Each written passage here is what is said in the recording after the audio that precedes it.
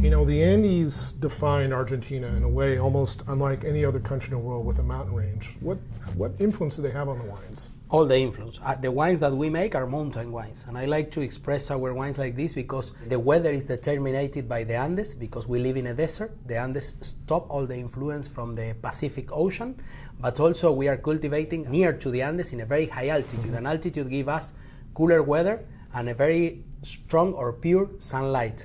The second thing that the Andes give to us is the water. The water that we use to irrigate comes from the snowmelt. And the third thing is the soils. We cultivate on alluvial soils, and these alluvial soils came from the Andes mountain millions of years ago. So the Andes are very high. What is the altitude of the Andes? What are the altitude of your vineyards? How does that affect your climate? In the area where we cultivate, that is the Uco Valley, you can cultivate from 3,000 feet until 5,500 feet. Upper than that is a limit area because you have a lot of frost. And what happens with altitude, every time that you go up, the average of temperature go down. So you are moving to cooler areas. Malbec loves altitude. For me, it's a grape that needs to be cultivating higher than 3,000 feet of altitude.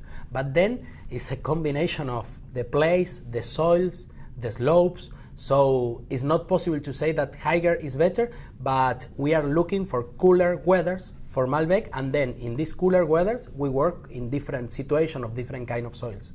What characteristics do you associate with higher altitude Malbec with lower altitude Malbec? When you go to higher altitude, you are moving to a cooler weather. So you are moving to places where the ripeness is slower, you have higher acidity, much more color, and for me, much more tension. That is what I like in my wines, that my wine has good structure of tannins and tension, that you need acidity and you need a slow ripening, and you can go to Malbec that has a little bit less alcohol.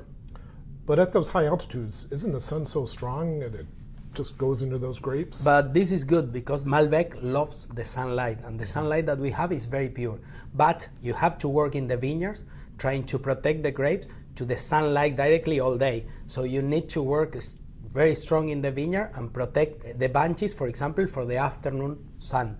So we work leaving that the bunches receive sun, but only in a short period of the day. So does it mean that the lower you get, the less quality grapes you harvest? It's difficult to say that, but in general, for Malbec, in my view, we need to look for altitude. When you go down, you lose a little bit this concentration, you lose this quantity of tannins that give you the backbone of the wine, and you lose acidity. So for me in Malbec, when I think in Malbec, I need to look for altitude.